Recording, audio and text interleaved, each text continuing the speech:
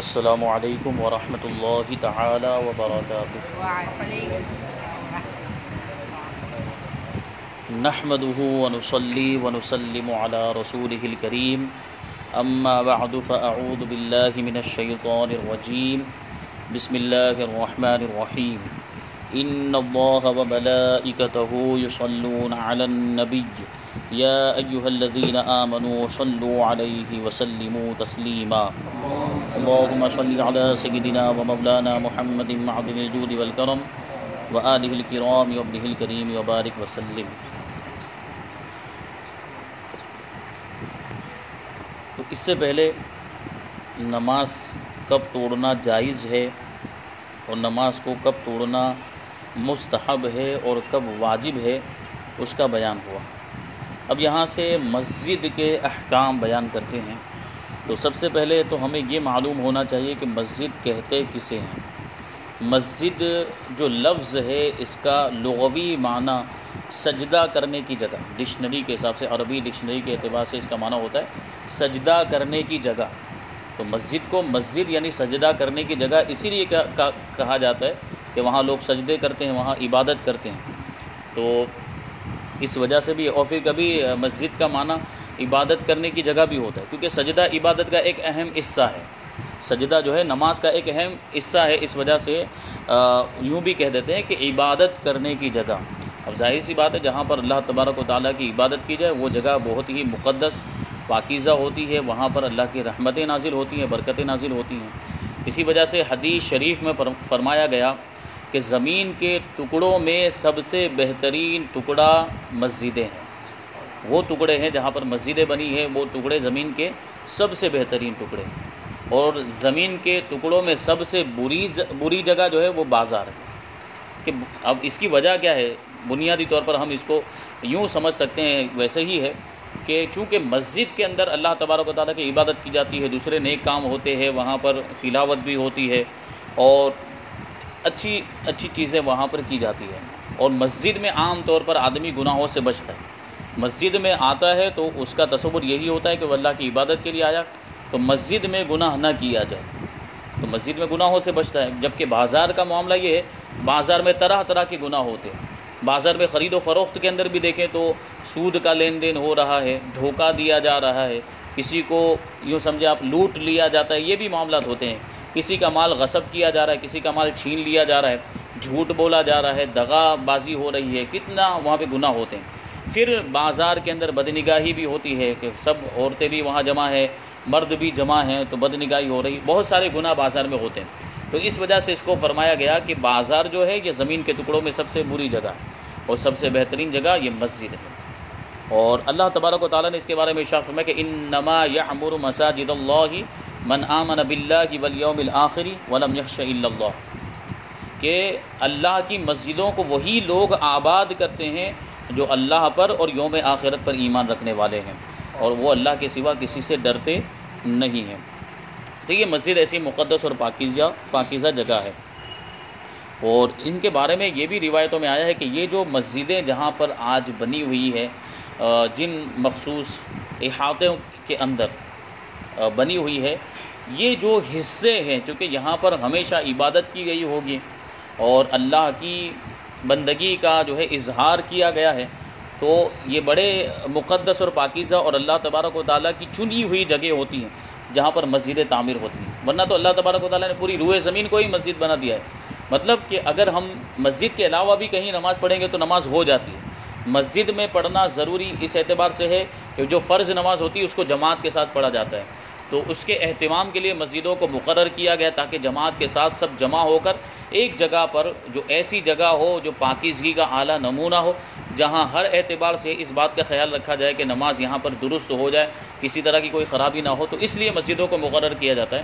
ورنہ کہیں بھی ہم نماز پڑھ سکتے ہیں، کسی بھی جگہ پہ، جیسے مجبوری ہوتی ہے کہیں سفر میں ہوتے تو ہم پڑھ ہی سکتے ہیں، راستے میں بھی جہاں کنارے پر کوئی جگہ ہوتی ہے پاکیزہ جگہ وہاں پڑھتے ہیں، اور پلیٹ فارم وغیرہ پہ نماز پڑھتے، اسٹیشن وغیرہ پہ نماز پڑھی جاتی ہے۔ تو روئے زمین کو مسجد بنا دیا گیا، لیکن جو خاص طور پر جہاں مسجدیں بنی ہوئی ہیں یہ اور زیادہ ان کا تقدس ہے اور زیادہ ان کو فضیلت حاصل ہے، اور یہاں تک بیان کیا گیا ہے کہ یہ جو حصے ہیں جہاں پر مسجدیں بنی ہوئی ہیں ان کو قیامت کے دن اٹھا کر جنت میں لے جایا جائے گا۔ تو اس کے احکام، مسجد کے احکام بیان کیے جاتے ہیں، کچھ مسائل۔ سوال ہے کہ مسجد کا دروازہ بند کرنا کیسا ہے؟ اس کے بارے میں جواب ہے کہ مسجد کا دروازہ بند کرنا مکروہ ہے۔ کیوں؟ بند کرنے میں کیا ہوگا کہ ہم نے دروازہ بند کر دیا، اب اگر کوئی عبادت کرنا چاہتا ہے، اب اگر کوئی نماز پڑھنے کے لیے آنا چاہتا ہے تو کیا ہوگا؟ دروازہ بند ہونے کی وجہ سے وہ واپس ہو جانا پڑے گا اس کو، یا وہ اس کو کسی سے رابطہ کرنا پڑے گا، تکلیف کا سامنا کہ بھائی دروازہ بند ہے، کھولو مسجد کے لیے۔ تو مسجد میں عبادت کرنے سے کسی کو روکنا یہ بہت برا عمل ہے۔ تو اگرچہ ہم نے اس نیت سے تالا بند نہیں کیا ہے، لیکن وہ سبب بن رہا ہے، اس کا روکنے کا سبب بن رہا ہے۔ ہاں اگر واقعی کوئی ایسی ضرورت پیش آ گئی کہ اب تالا بند کرنا پڑ رہا ہے، تالا لگانا پڑ رہا ہے، جیسے مسجد میں چوری ہو گئی، بہت بڑی چوری ہو گئی، یا چوری ہونے کا صحیح اندیشہ ہے کہ چوری ہو سکتی ہے، اس کا صحیح اندیشہ ہے، گمان ہے، تو ایسی صورت میں تالا لگانے کی اجازت ہے۔ لیکن اس صورت میں بھی اہتمام ہونا چاہیے اس بات کا، جیسے بورڈ وغیرہ لگا دیا جائے کہ اگر کوئی نماز کے اوقات کے علاوہ میں بھی نماز پڑھنے کے لیے آنا چاہتا ہے، عبادت کرنے کے لیے آنا چاہتا ہے، تلاوت وغیرہ کرنے کے لیے مسجد میں آنا چاہتا ہے، تو فلاں صاحب سے رابطہ کریں اور ان کے پاس سے چابی لے کر تالا کھول کر وہ اندر آ سکتے ہیں۔ جو بھروسے کے لوگ ہیں، جو قابل اعتماد لوگ ہیں، ان کو یہ اجازت ہونی چاہیے عام طور پر۔ اور پھر وہ ایسا بھی نہ ہو کہ وہ شخص جن کے پاس چابی ہے وہ اپنے کہیں گھوم رہے ہوں، وہ بھی ہمیشہ ہر وقت اویلیبل ہونے چاہیے، کیونکہ پھر اس میں وہی چیز ہوگی کہ اب جو عبادت کرنا چاہتا ہے وہ ان کی وجہ سے، اب ان کو کہاں ڈھونڈتا پھرے گا وہ۔ یا کوئی مخصوص جگہ بنا لی جائے جو خاص لوگوں کو معلوم ہو، جو ہمیشہ اس مسجد میں آتے جاتے ہیں، یعنی نماز کے اوقات میں کے علاوہ بھی اس مسجد میں آتے جاتے ہیں، تو وہ چابی کے تعلق سے ایسے لوگوں کو پہلے ہی بتا دیا جائے کہ یہاں پہ چابی رہتی ہے، آپ لوگ لے کر اس کو کھول سکتے ہیں۔ لیکن وہ مسجد جو عام طور پر سڑکوں پر، عام جو سڑک ہوتی ہے، شاہراہ جس کے کہتے ہیں، سڑکوں پر جو مسجدیں بنی رہتی ہیں، وہاں پر یہ چیز نہیں ہو سکتی۔ ہم کس چیز کو بتانے جائیں گے یہاں پر چابی ہے؟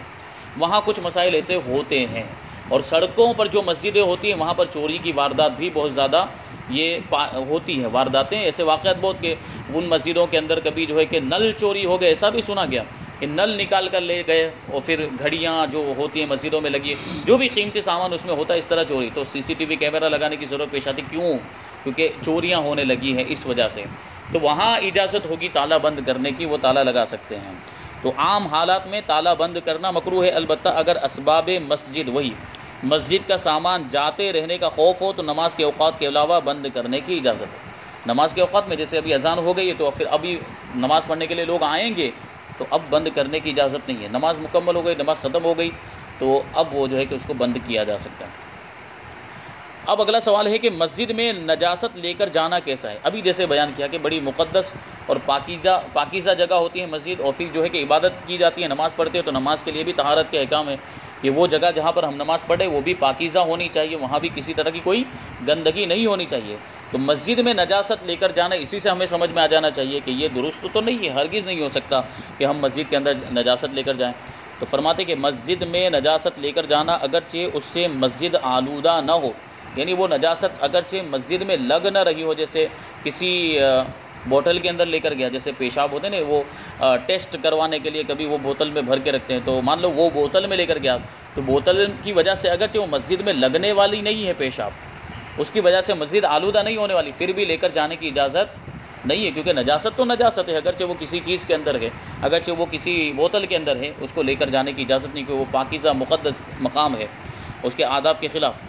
یا جس کے بدن پر نجاست لگی ہو اس کو مسجد میں جانا منع ہے، وہ اپنی بدن سے نجاست دور کرے، پہلے کپڑے پر لگی تو کپڑے سے نجاست کو دور کرے۔ یہی وجہ ہے کہ وہ جو سنت، اگرچہ جو 1 درہم سے کم نجاست لگی ہوئی، نجاست غلیظہ یا کپڑے یا بدن کے جس حصے پر لگی اس سے 1/4 سے کم میں لگی ہے، تب بھی اس کے لیے حکم یہی ہے کہ اس نجاست کو دور کرے پہلے، اور پھر مسجد میں جائے، کہ مسجد کے آداب میں سے نجاست کو مسجد میں لے کر جانے کی اجازت نہیں۔ سوال، مساجد کو کن چیزوں سے بچانے کا حکم ہے؟ یعنی کون سی ایسی چیزیں ہیں جو مسجد میں لے کر نہیں جا سکتے ہیں، اور کن لوگوں کو مسجد میں آنے سے روکا جائے گا؟ فرماتے حدیث پاک میں ہے کہ مساجد کو بچوں اور پاگلوں اور بیع و شراء اور جھگڑے اور آواز بلند کرنے اور حدود قائم کرنے اور تلوار کھینچنے سے بچاؤ۔ کیا مطلب ہوا کہ مسجد میں بچوں کو، بچوں سے مراد وہ بچے جو ناسمجھ ہوتے ہیں، سمجھدار بچہ یعنی 7 سال سے زیادہ عمر کا وہ بچہ جو نماز کی سمجھ رکھتا ہے کہ کیسے نماز پڑھی جاتی ہے اور اس کے آداب کے ساتھ وہ نماز پڑھتا بھی ہے. ایسا نہیں کہ نماز کے اندر ادھر ادھر دیکھ رہا ہے اور نماز جس طرح پڑھنی چاہیے وہ پڑھ ہی نہیں رہا تو اس کو ناسمجھ کہیں گے. سمجھدار بچہ ہونا کا مطلب یہ ہے کہ نماز کی سمجھ رکھتا ہے. تو ایسے بچوں کو تو مسجد میں آنے کی اجازت, لیکن وہ بچے جو ناسمجھ ہوتے ہیں, ابھی بہت ہی چھوٹی عمر ہے, جیسے 3 سال کا 4 سال کا بچہ ہے, تو کبھی کبھی باپ جو ہے وہ ان کے لے کر چلے آتے ہیں. تو ایسی صورت میں اندیشہ اس بات کا ہوتا ہے کہ وہ مسجد کے آداب کا تو خیال رکھتے ہی نہیں ہے. دوسری بات یہ کہ کبھی کبھی وہ اتنے چھوٹے بچے ہوتے ہیں کہ وہ استنجا وغیرہ قضاء حاجت کے معاملات بھی ان کے ہوتے ہیں, تو کبھی پیشاب کر دیا کسی بچے نے, کبھی بڑا والا استنجا کر دیا, تو اس کی وجہ سے مسجد گندی ہو جاتی ہے. وہ جگہ جہاں پہ ہم عبادت کرتے ہیں اتنی پاکیزہ, وہ ناپاک ہو جاتی ہے. تو اس وجہ سے وہ بچوں کو ناسمجھ بچوں کو لانے کی وجہ سے یہ معاملات پیش آتے ہیں, اسی وجہ سے اس کی اجازت نہیں ہے. اسی طرح پاگلوں کا بھی معاملہ ہے کہ پاگل کا تو مطلب ہی ہوتا ہے کہ جس کی عقل سلامت نہیں ہے, عقل زائل ہو گئی ہے. پاگل کا مطلب ہی وہ ہوتا ہے, تو وہ ظاہر سی بات اس کے پاس سمجھ ہی نہیں ہے, تو وہ مسجد کے آداب کا خیال وہ بھی کیسے رکھے گا. اب وہ پاگل ہوگا تو پھر آئے گا, چلائے گا بھی اور دوسری باتیں ہوں گی. اس کے آنے کی وجہ سے عبادتوں میں بھی خلل واقع ہوگا جو نمازیں پڑھ رہے ہیں. تو پاگلوں کو بھی مسجد میں نہ آنے دیا جائے. اب تو بعض مساجد میں یہ دیکھا گیا کہ نماز سے فارغ ہونے کے بعد مجمع لگا کے بیٹھ جاتے ہیں اور خوب گفتگو ہو رہی ہے, باتیں ہو رہی, دنیا داری کی باتیں ہو رہی ہیں, اور اس میں کچھ ایسے لوگوں کو بھانڈ قسم کے لوگوں کو بھی بلا لیا جاتا ہے, مستی مذاق چل رہا ہے وہاں پہ. کبھی کبھی ایسے پاگلوں کو بھی بلا لیا جاتا ہے, جیسے ہمارے سامنے مثالیں ہیں. اب اس کا مذاق اڑا رہے ہیں اور اس سے بات چیت کر رہے ہیں, وہ رفیق, تو ایسا ہوتا ہے. وہ مذاق اڑاتے ہیں اس کا, وہ پھر وہ اپنے حساب سے چلاتے ہیں. وہ پاگل, اس کو تو کیا سمجھ میں آنے والا ہے, وہ اس کو کیا معلوم کہ مسجد کے آداب کیا, یہاں پہ چلانا نہیں چاہیے. وہ چلاتا ہے اور زور زور سے باتیں ہوتی ہے, تو اس کی اجازت نہیں. بیع و شراء یعنی مسجد کے اندر خرید و فروخت نہیں کر سکتے. وجہ یہی ہے کہ مسجد عبادت کی جگہ ہے, وہاں پہ ہم دوسرا کوئی کام دنیا داری کا کام نہیں کر سکتے. اسی طرح مسجد میں خرید و فروخت بھی نہیں کہ سامان لے کر آ گئے یہاں بیچنا اور خریدنا شروع کر دیا, ایسا نہیں. ہاں اعتکاف والا وہ شخص معتکف جو اعتکاف میں بیٹھا ہوا ہے, اب اس کو اپنے گھر والوں کے لیے کوئی سامان کی خریدنے کی بہت زیادہ ضرورت پیش آ گئی. ایک تو یہ کہ ضرورت نہیں ہے, زبردستی خرید رہا ہے, اس کی اجازت نہیں. ضرورت پیش آ گئی, مان لیجئے کوئی سامان جیسے کھانے پینے کا کوئی سامان کہ اس کے بغیر اب کام نہیں چلے گا, تو اس کے لیے اجازت ہوگی کہ وہ مسجد میں رہتے ہوئے, مسجد سے باہر نکلے گا تو اعتکاف ٹوٹ ہی جائے گا. مسجد میں رہتے ہوئے جیسے مسجد کی کوئی کھڑکی ہے اور باہر جو ہے وہ کوئی بیچنے والا آیا ہے وہ سامان لے کر, تو وہ خرید سکتا ہے. اب اس زمانے میں تو وہ چیزیں بھی نہیں رہی. اس زمانے میں تو وہ جو ہے کہ اعتکاف میں بیٹھا ہوا ہے, وہ کسی کو بھی جا کر یا گھر پہ پہلے ہی سے وہ ذمہ داری سونپ کر آ جائے کہ بھائی جو بھی ضرورت پڑے تم دیکھ لینا. کسی کو جو اگر گھر میں افراد ہیں تو انہی کو بتا دے, یا اڑوس پڑوس میں جو لوگ ہوتے ہیں ان کو بتا دے کہ بھائی ضرورت کا سامان وغیرہ جو بھی لانے کی ضرورت ہو وہ تم لا کر دے دیا کرنا. تو اس کی ضرورت ہی نہیں پڑتی ہے کہ مسجد میں ہم خرید و فروخت کریں. تو معتکف کو بھی یہ نہیں کرنا چاہیے. اس کو اجازت دی ہے کس صورت میں, جب انتہائی یوں سمجھے کہ بالکل آخری اسٹیج میں معاملہ پہنچ گیا کہ اب وہ اس کے علاوہ کوئی چارہ ہی نہیں ہے, تو اب وہ مسجد میں رہ کر خرید و فروخت کرے. اور اس کے علاوہ تو کسی کے لیے جائز ہی نہیں ہے مسجد میں خرید و فروخت کرنا. اور جھگڑا بھی مسجد میں نہیں ہونا چاہیے. جھگڑے, کیونکہ جھگڑا ہوگا تو ظاہر سی بات ہے آوازیں بلند ہوگی, پھر کبھی کبھار تو گالی گلوچ تک بات پہنچ جاتی ہے. مسجد کا تقدس اس طریقے سے پامال کیا جاتا ہے, اور مسجد کے آداب کا لحاظ نہیں. ویسے بڑی بڑی تقریریں کرتے ہیں, بڑے بڑے جو ہے کہ لوگوں کو سمجھاتے ہیں, سکھاتے بیٹھتے ہیں, اور ویسے ہی لوگ ہوتے ہیں جو مسجد میں جھگڑے بھی کرتے ہیں. تو یہ لوگ بھی ہوتے ہیں. اور آواز بھی بلند نہیں ہونی چاہیے مسجد کے اندر.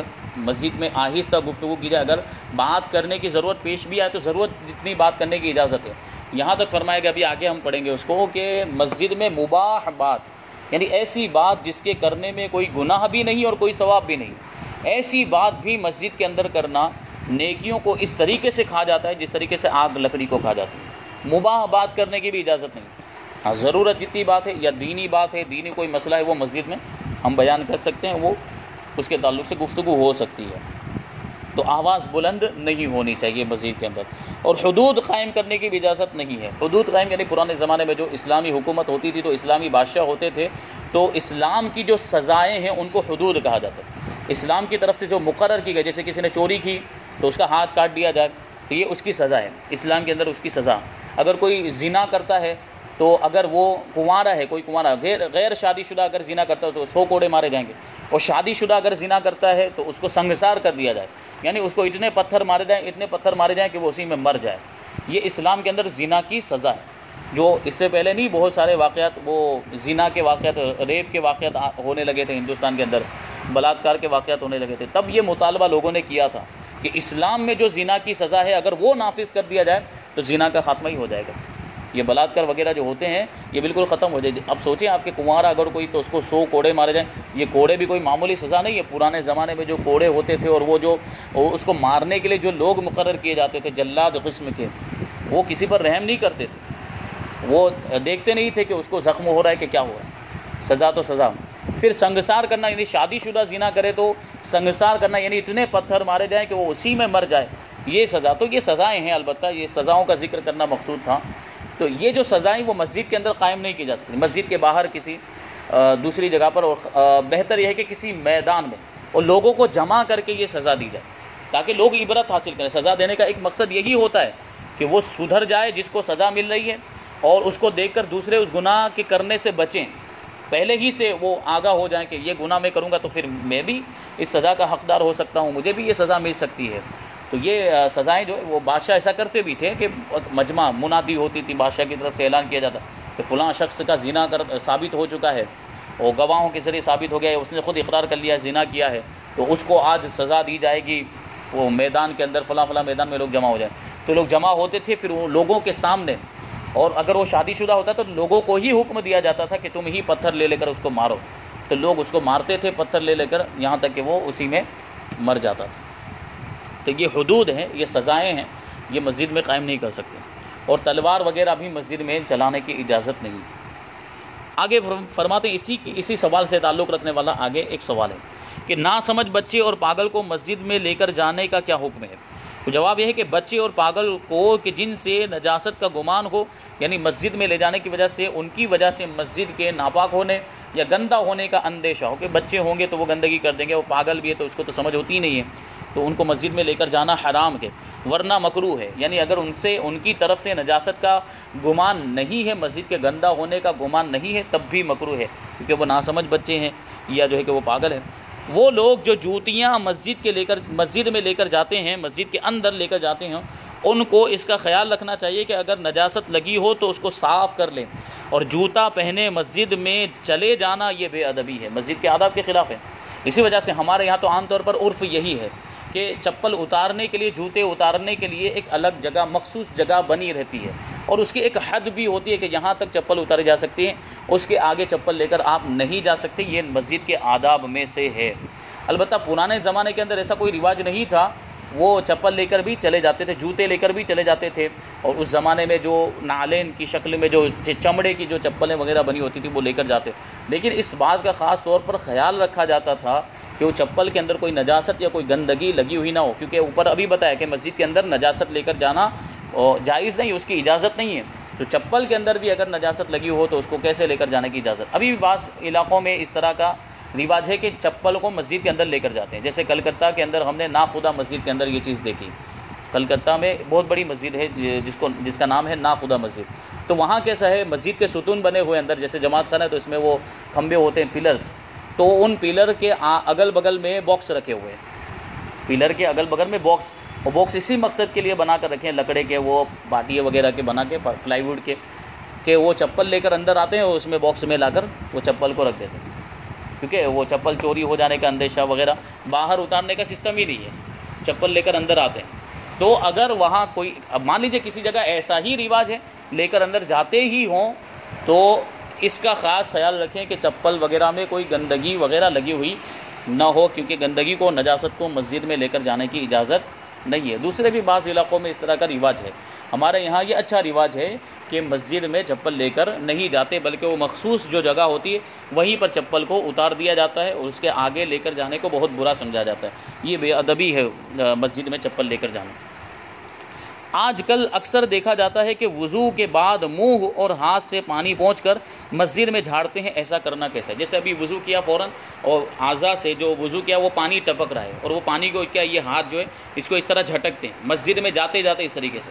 تو وضو کا جو پانی ہے, جو قطرے ٹپک رہے ہیں, اس کو مسجد میں گرانا, اور وہ جو قطرے ہیں ان کو مسجد کے اندر ہاتھ کو جھاڑنا, اعضاء کو جھاڑنا, یہ اس کی اجازت ہے. تو فرماتے ہیں نہیں, ایسا کرنا ناجائز ہے, مکروہ تحریمی فرمایا اس کو.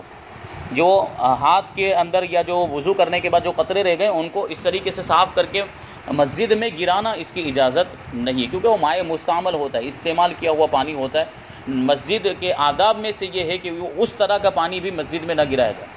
مائع مستعمل کے تعلق سے ایک بات میں نے پہلے بتائی تھی کہ امام اعظم ابو حنیفہ رضی اللہ تعالیٰ عنہ وہ دیکھ لیا کرتے تھے کہ یہ جو حدیث شریف میں آیا کہ جب انسان وضو کرتا ہے، بندہ مومن وضو کرتا ہے تو چہرہ دھوتا ہے تو چہرے کے گناہ پانی کے ساتھ جھڑ جاتے ہیں، ہاتھ دھوتا ہے تو ہاتھ کے گناہ پانی کے ساتھ جھڑ جاتے ہیں، پاؤں دھوتا ہے تو پاؤں کے گناہ جھڑ جاتے ہیں۔ امام اعظم ابو حنیفہ رضی اللہ تعالیٰ عنہ ان گناہوں کو پانی میں ملاحظہ فرما لیتے تھے، اور کئی لوگوں کو امام اعظم رضی اللہ تعالیٰ نے ارشاد فرمایا کہ زنا سے توبہ کر، وضو کرتے ہوئے دیکھا وہ وضو سے فارغ ہوتا ہے، اس کو زنا سے توبہ کر، شراب نوشی سے توبہ کر، تو وہ کیسے؟ وہ اس کے پانی میں دیکھ لیتے تھے کہ یہ شرابی ہے، یہ زنا کرنے والا ہے وغیرہ۔